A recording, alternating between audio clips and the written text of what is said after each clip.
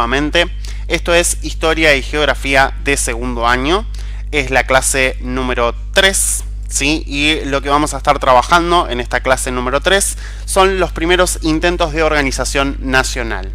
¿Qué quiere decir esto? Bueno, nosotros vinimos trabajando primero las revoluciones hispanoamericanas, es decir, el periodo a través del cual las distintas colonias de América que pertenecían a la metrópoli española se van independizando, y luego la clase anterior trabajamos la Revolución de Mayo, es decir, el periodo en el cual a través de la Revolución de 1810 nuestro territorio decide independizarse de España. En este caso, entonces, una vez definida la independencia de España, debemos comenzar a pensar cómo se fue organizando este territorio, y eso es justamente lo que vamos a empezar a trabajar durante esta clase. Entonces, lo que veremos es, en distintos pasos y a través de distintas clases, la formación del Estado luego del periodo de la independencia, en donde podemos distinguir 4 momentos. Los primeros intentos de organización nacional, que es lo que vamos a trabajar hoy, es un periodo que va desde 1810 hasta 1820. El periodo de las autonomías provinciales, que lo vamos a ver en 2 clases separadas, porque es un periodo bastante largo que va de 1820 a 1852. El periodo de Buenos Aires y la Confederación como 2 estados separados, que es un periodo de 10 años, desde 1852 hasta 1862. Y por último, la formación del Estado Nacional o las presidencias históricas, que es el periodo que abarca desde 1862 hasta 1880. Pero concentrémonos entonces en los primeros intentos de organización nacional, que comenzaron a partir de 1810, como nosotros sabemos, el periodo en el cual se produce la Revolución de Mayo y la independencia de la metrópoli española. Entonces, a partir de que nos independizamos, necesitamos empezar a pensar en nuestros primeros gobiernos patrios. El primero de ellos fue la primera Junta, que duró desde mayo hasta diciembre de 1810, continuando luego la Junta Grande hasta 1811, el primer y el segundo triunvirato, y por último lo que llamamos el directorio. Lo que vamos a hacer ahora es profundizar un poquito sobre cada una de estas partes. La primera junta surge cuando los revolucionarios hacen la lista de quienes creen que deben pertenecer a este órgano de gobierno y se la entregan al cabildo para su presentación. Los integrantes de la primera junta van a ser el presidente Saavedra, los secretarios Mariano Moreno, Juan José Paso, los vocales Belgrano, Castelli, Ascuénaga, Mateu, Larrea y Alberti. Algunos de estos nombres no suenan conocidos porque en general los repetimos continuamente todos los 25 de mayo. Dentro de ella va a haber 2 grupos principales, los saavedristas por un lado, que son partidarios de dar lugar a la opinión de otras provincias, porque recordemos que todas estas personas pertenecen a Buenos Aires, y los morenistas, que son partidarios de decidir todo desde el centro, es decir, desde Buenos Aires. Poner esta revolución, esta independencia, al resto de las provincias que formaban parte del antiguo virreinato. Obviamente los saavedristas, que son los partidarios de dar lugar a la opinión de las otras provincias, son los que van a predominar, y por eso se va a enviar una circular a cada una de las provincias para que envíen representantes a la junta, que se va a transformar de primera junta a lo que conocemos como la Junta Grande. Es decir, que la Junta Grande, ¿cuándo va a surgir? Va a surgir cuando básicamente se incorporen estos nuevos diputados que vienen de otras provincias, pese a la oposición de los morenistas que no querían, ¿sí? Por esta oposición es que Moreno renuncia y parte en una misión diplomática a Europa, ¿sí? Este es el momento en que Moreno muere en esta misión diplomática, en el camino hacia la misión diplomática.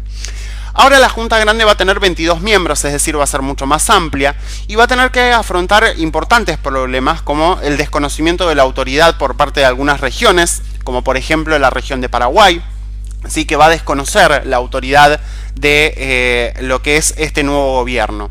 También la actitud de aquellos que eran morenistas y que tienen actitudes un poco conspirativas para acabar con la Junta Grande. Y por supuesto también la guerra de independencia contra el ejército realista, es decir, el ejército español que quiere obtener nuevamente sus colonias. La Junta Grande va a finalizar ante la derrota militar en la guerra, y Saavedra, quien continuaba todavía siendo presidente, va a partir hacia el norte para reorganizar los ejércitos. En este momento es cuando los centralistas, es decir, aquellos que estaban en contra de Saavedra, van a aprovechar para reclamar otro tipo de gobierno que afronte esta situación en donde los realistas vienen ganando. Y esto es lo que va a dar fin a la Junta Grande y comienzo al primer triunvirato. El primer triunvirato, como dijimos anteriormente, surge a partir de esto, ¿no? A partir de que los centralistas buscan una nueva forma de gobierno, una forma de gobierno más centralista, desde Buenos Aires imponer al resto de los territorios. Se llaman triunviratos justamente porque están compuestos por 3 personas. En este caso el primer triunvirato va a estar compuesto por Juan José Paso, que viene desde el principio, Feliciano Chiclana y Manuel Zarratea. Este primer triunvirato va a tener que continuar la guerra contra los españoles y también van a tener que afrontar el problema de que las distintas provincias se van a quejar por no tener participación. Al ser un gobierno centralista, no se apoya mucho en las opiniones del resto de las provincias. Por lo tanto, esto va a generar molestia en las demás provincias. En 1812 van a aparecer nuevos actores dentro de este conflictivo momento social. Muchos militares llegados de España, como por ejemplo el prócer San Martín y Alvear, que se van a sumar también a la causa de la revolución y van a trabajar dentro de lo que se llama la Logia Lautaro. Va a ser básicamente una organización de estos militares que llegan de España para poder, obviamente, pensar formas de cambiar las decisiones del primer triunvirato. Es una organización, por supuesto, que es secreta y que va inspirando a otras personas para trabajar contra el primer triunvirato. Sus objetivos son lograr la independencia declarada. Recordemos que en 1810 decidimos independizarnos, pero todavía no hay una firma de la independencia. Instaurar un gobierno donde haya una constitución, porque también recordemos que hasta este momento todavía no hay una constitución que rija los derechos de las personas. Y trabajar, por supuesto, para lograr la unidad de todo Hispanoamérica, es decir, también de aquellos territorios que deciden no formar parte de lo que luego se llamará Argentina. Por lo tanto, la logia evalúa que el primer triunvirato es demasiado centralizado y no se apoya en las provincias porque intenta conservar su poder. Y sin las provincias no se puede declarar una independencia. Por lo tanto, la logia Lautaro lo que va a hacer es el 8 de octubre de 1812 organizar una revolución contra el primer triunvirato y reemplazarlo por otro, que por supuesto se va a llamar segundo triunvirato, también compuesto por 3 personas, cuyos nuevos objetivos de gobierno van a ser los de la logia Lautaro, ¿no? Esto de la independencia, de la unidad de toda Hispanoamérica.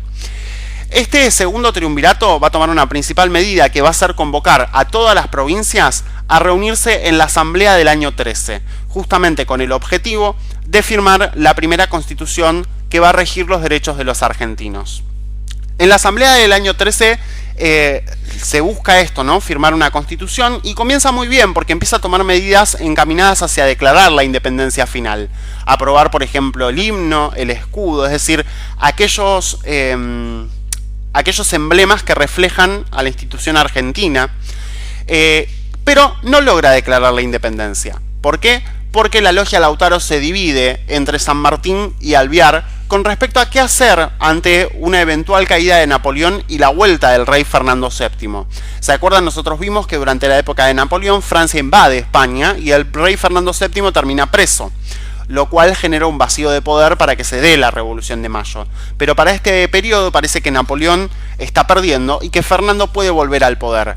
San Martín quiere que igual se declare la independencia a pesar de que vuelva el rey de España, mientras que Alvear prefiere esperar a ver qué decide Fernando. La cuestión es que Alvear domina la asamblea y por eso la asamblea se niega a incorporar diputados que vienen, por ejemplo, de la banda oriental. Mientras tanto, San Martín se va al norte para reorganizar el ejército después de una derrota realista. Y así es como entonces la asamblea del año 13 no cumple su principal objetivo, que es básicamente declarar la independencia. ¿Por qué? Justamente por esto, ¿no? Porque Alvear domina a quienes tienen que decidir y se decide esperar la vuelta de Fernando VII, el rey de España. Otras medidas de la asamblea del año 13 fueron, por ejemplo, medidas legislativas, como suprimir los impuestos para los indios, es decir, los pueblos originarios, prohibir la venta de esclavos, declarar la libertad de vientres. ¿Qué significa esto? Esto es una medida muy importante. Significa que básicamente aquellos hijos de esclavos ya no son esclavos, sino que son libres. También va a decidir abolir los títulos de nobleza, ¿sí? Estos títulos que diferencian tanto económica como socialmente a las personas. Y va a cambiar, por último, la forma de gobierno, terminando con el segundo triunvirato y creando un poder ejecutivo que sea unipersonal, es decir, desempeñado por una sola persona, que va a ser el director supremo. Y por eso esta forma de gobierno se llama directorio. Nuevamente volvemos a un gobierno centralista que busca negociar con los españoles para ver qué terminan definiendo en vez de declarar la independencia final. El directorio, que va a durar desde 1814 a 1820, va a tener directores supremos distintos a través del tiempo, como Posadas, Alvear, Balcarce, Pueyrredón y Rondeau, que es uno de los últimos.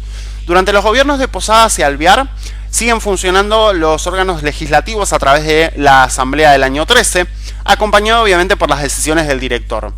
Mientras que durante los gobiernos de Balcarce, Pueyrredón y Rondeau, el poder legislativo lo tiene un congreso que se une en Tucumán y que luego se traslada a Buenos Aires. El Congreso de Tucumán se reúne en un momento difícil, ¿no? En un momento donde todavía no está definido bien qué es lo que se va a hacer. En el plano interno hay problemas económicos porque las regiones no reconocen la autoridad del gobierno centralista.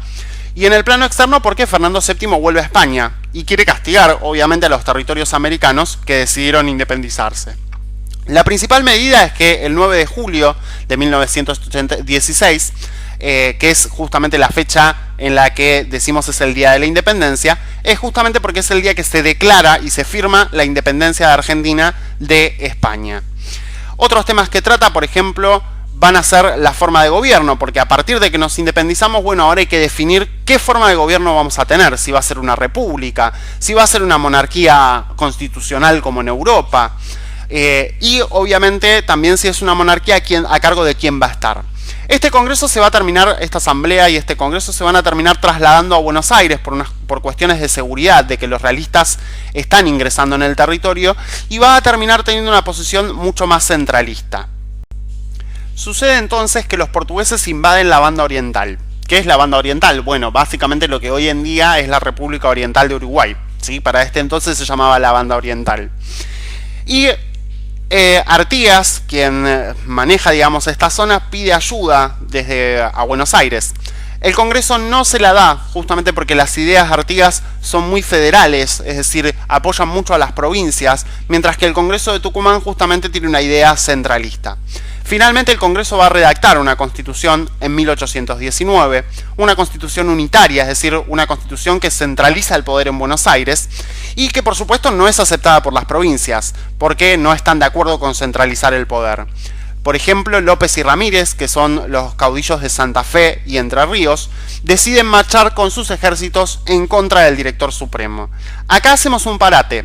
¿Qué es caudillo? Bueno, caudillos son básicamente personas que son muy conocidas dentro de determinados territorios, generalmente dentro de las provincias, y que toman como una forma de poder dentro de esa provincia porque las personas lo siguen. No es un poder legítimo, digamos, pero es un poder que le da a la gente y que permite que estos caudillos tengan inclusive hasta sus propios ejércitos, ¿sí? Entonces los ejércitos de Entre Ríos y Santa Fe van a ir contra la provincia de Buenos Aires y contra el director supremo. Lo derrotan en lo que llamamos la batalla de Cepeda en 1820, por lo que Rondeau termina renunciando y finaliza el periodo del directorio. Acá es donde empieza finalmente un periodo de anarquía total, que vamos a llamar el periodo de las autonomías provinciales, donde no hay un gobierno nacional, es decir, no existe ni la primera junta ni la junta grande. Lo que existe es anarquía, son las provincias que toman poder y se vinculan a través de distintos pactos, como vamos a ver más adelante, por ejemplo el Pacto Federal o la Liga Unitaria, alejándose de un poder nacional donde se abarquen a todas las provincias. Esta clase fue un poquito larga, pero como ven no es un tema difícil. Y por acá les dejo las actividades, son básicamente preguntas que tienen que ver con el video, no van a tener que buscar información, sino que lo que van a hacer es revisar nuevamente el video para poder contestar las preguntas, ¿sí? Se abocan a las distintas formas de gobierno, como la primera junta, la junta grande, el primer triunvirato, el segundo triunvirato y el directorio, a cómo comienzan y finalizan cada una de ellas, y sobre todo al periodo y las decisiones que toma la Asamblea del año 13 y el Congreso de Tucumán, ¿sí? Son muy fáciles, cualquier duda, consulta, saben, me consultan a través de lo que es el WhatsApp. Espero que estén en casa cuidándose, les mando un beso grande y nos volveremos a ver la próxima clase.